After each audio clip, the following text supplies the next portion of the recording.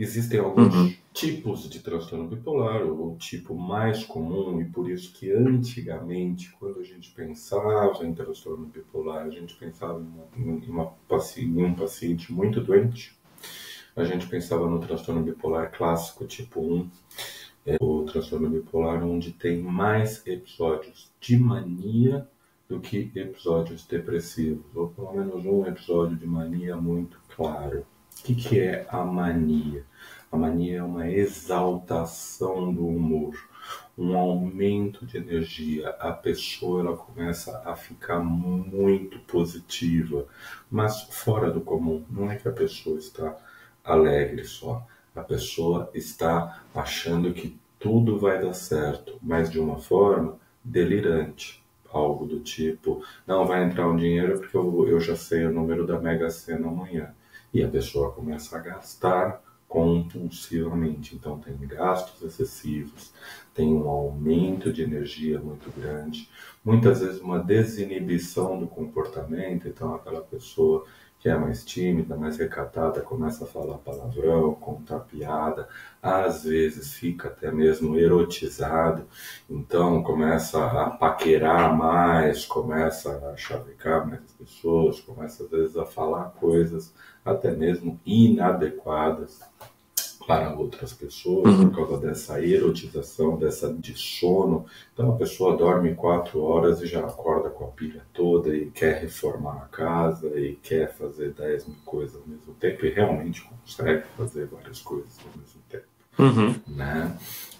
E existe uma grandiosidade. Então a pessoa ela se sente muito poderosa, se sente muito grande, se sente muito importante, não se sentem muito forte, enfim, existe um delírio de grandeza. Então a mania é um episódio onde existe uma exaltação do nosso humor, que é basicamente o nosso estado de espírito, o jeito como a gente está, mas ele está exaltado, né? Com um aumento de energia muito grande e com crenças não compartilhadas com a realidade, com crenças infundadas, ou seja, delírios. Sim, e tem até um Isso. filme que é famoso, né? Que mostra isso, né? Não sei se você lembra, é um filme antigo, acho que chama Mister Jones, É perfeito esse filme. que mostra, ele mostra bastante essa oscilação, né? Porque as pessoas acabam entendendo até que é uma coisa assim, ah, a pessoa só tá feliz, né? Não é bem assim, só feliz, né? Ah, não é bem assim, né? As pessoas, ah, não, porque a pessoa tá feliz porque ela ganhou um carro, ela vai estar feliz pra caramba. Eu também ficaria feliz pra caramba, né? Se eu ganhei um carro. O ponto é, é muito essas decisões difíceis que a pessoa acaba se perdendo, né? E acaba achando que realmente, por exemplo, é milionária, né? Eu lembro desse exemplo, né? Que era muito clássico, né? Então a pessoa já vê que a conta tá milionária sem ter 1 milhão, e aí ela sai realmente agindo dessa maneira, né? Agindo como se ela tivesse todos esses milhões na conta comprando um prédio, por exemplo, né? Então ela vai comprar um prédio sem ter um centavo no banco e compra, né? E compra, ela vai lá, assina documento, ela vai tomando decisões, né? Ela vai indo, ela vai indo, ela vai indo, ela vai indo, ela vai indo, né? E isso é um problema, né? No sentido de como que você vai fazer uma pessoa, isso é uma coisa bem interessante que eu acho. Como é que você vai fazer uma pessoa que está se sentindo muito bem entender que ela não está bem, né? Acho que é a parte mais difícil que tem, né?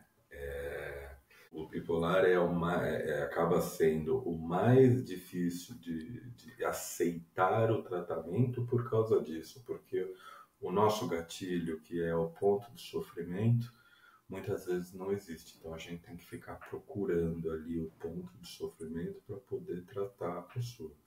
Mas sempre Uhum, lidar com a realidade, né? Então a gente fornecer dados de realidade para a pessoa, né?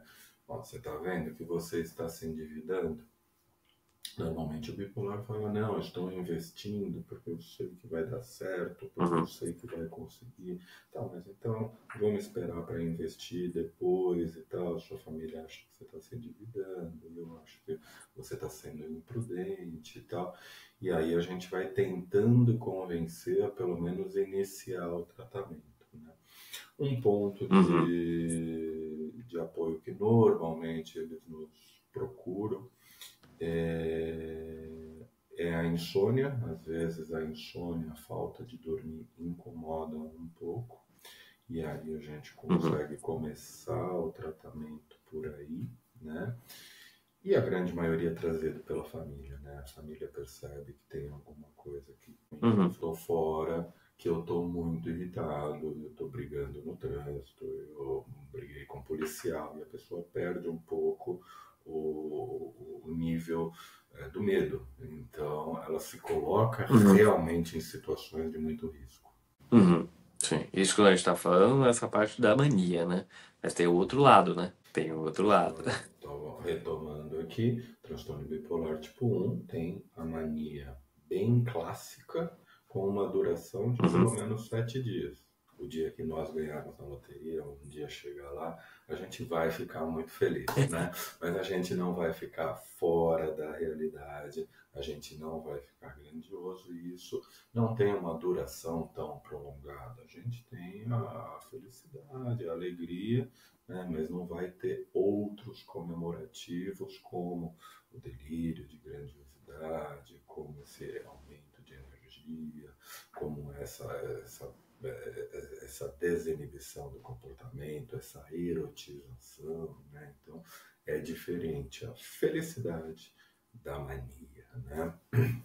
E é Uhum. diferente, a gente em alguns momentos está mais brincalhão, está mais feliz, está mais alegre, né? Do que a mania. A mania tem uma duração de pelo menos 7 dias. Tá? Então, para ficar bem caracterizado, falam de 4. Hoje em dia, os critérios do transtorno bipolar eles foram se flexibilizando um pouco mais. Daqui a pouco a gente fala um pouquinho por isso, o porquê disso e porque eu acho benéfico isso. Mas eles foram se flexibilizando um pouquinho mais. Mas a mania tem uma duração de 4 a 7 dias. E Tá. pelo menos uma fase na vida de depressão, onde a Uhum. depressão não é tristeza, né? Do mesmo jeito que a mania não é você tá feliz um dia, a depressão não é você tá triste um dia, né? A depressão é além, vai muito além da tristeza. A depressão é um sentimento de tristeza a maior parte do tempo, mas junto com isso, uma diminuição muito grande de energia, então a pessoa não tem ânimo para fazer nada, não tem a força vital para fazer as coisas que precisa fazer, né? A pessoa tem os pensamentos muito negativos, então um sentimento de culpa, um pessimismo intenso, às vezes até de uma forma também delirante, mas um delírio de ruína, né? Então, eu nunca esqueço de uma pessoa que eu atendi que tinha 85 anos e ele já tinha algum dinheiro na conta, mas ele resolveu se desfazer de uma coleção que ele tinha e pôs num leilão. Na época, isso já faz alguns aninhos, ele conseguiu arrecadar 10 milhões de reais. E ele tinha 85 anos, ele estava muito preocupado que ele não ia conseguir sobreviver até o final da vida com aquele dinheiro, né? Então era um delírio de Uhum. ruína muito grande, porque De era ruim, né? muito dinheiro na época e ele não era Sim. tão gastão assim, né? Então era uma pessoa que estava deprimida, com um pessimismo muito grande, com um delírio de ruína. Então, voltando aos critérios diagnósticos do transtorno, da fase depressiva do transtorno bipolar, diminuição de energia, pensamentos negativos, incluindo culpa, pessimismo intenso, né? Às vezes de forma psicótica, com delírios de ruína, outros delírios, é um delírio famoso que tem, que chama delírio de Cotard, onde a pessoa sente que os órgãos por dentro não funcionam, que o coração parou de bater, o intestino parou, às vezes a pessoa começa até a sentir cheiro de coisa podre e fala, estou morta, eu estou apodrecendo. Então chega nesse ponto Uhum. o delírio da fase depressiva. É como se na fase depressiva a gente usasse uma lente onde a gente visse o lado negativo de tudo. Então, tudo vai dar errado, tudo não pode. E essa fase no transtorno bipolar dura pelo menos 2 semanas. tá? Então a mania, uma semana, na fase bipolar, pelo menos 2 semanas. Não que dure isso, mas para a gente fazer o diagnóstico.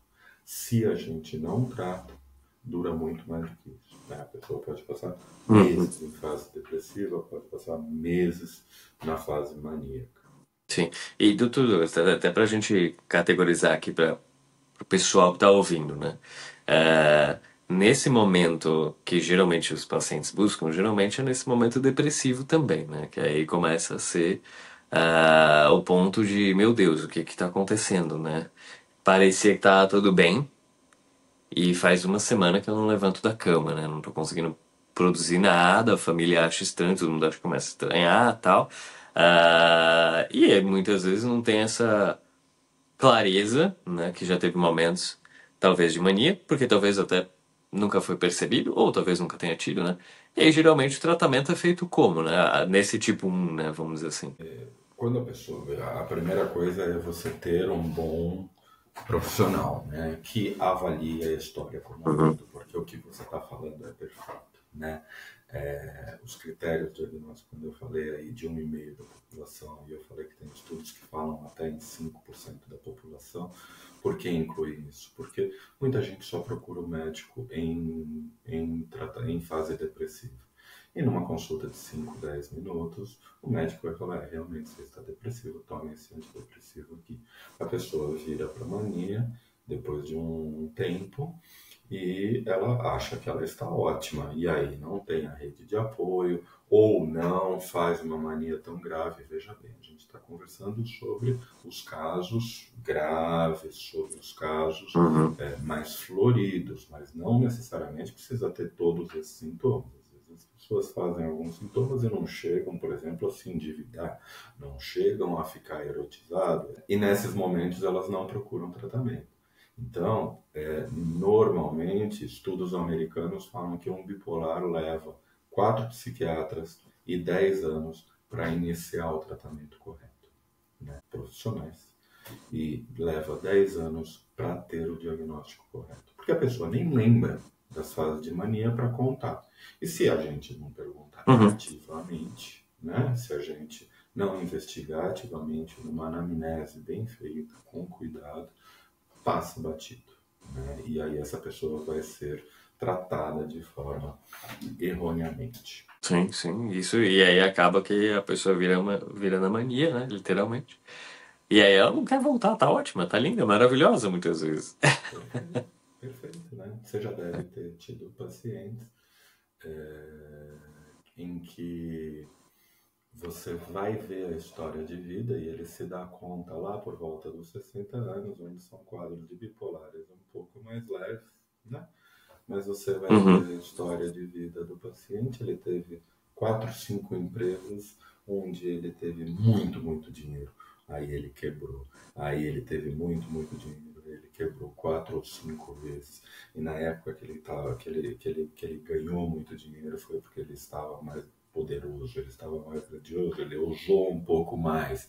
Ele quebrou ou porque ele usou demais ou porque ele deprimiu, afundou e largou mão da empresa. Aí você vai ver essa pessoa passou a vida inteira, né, ou tratando só nas fases depressivas e justificando com a quebra da empresa, com a falta de dinheiro, uhum. né, ou não tratando em fase nenhuma e percebendo só na hora que se aposenta ali, onde às vezes vem uma fase depressiva que ele vem procurar a gente, né? Então é muito Sim, sim. frequente.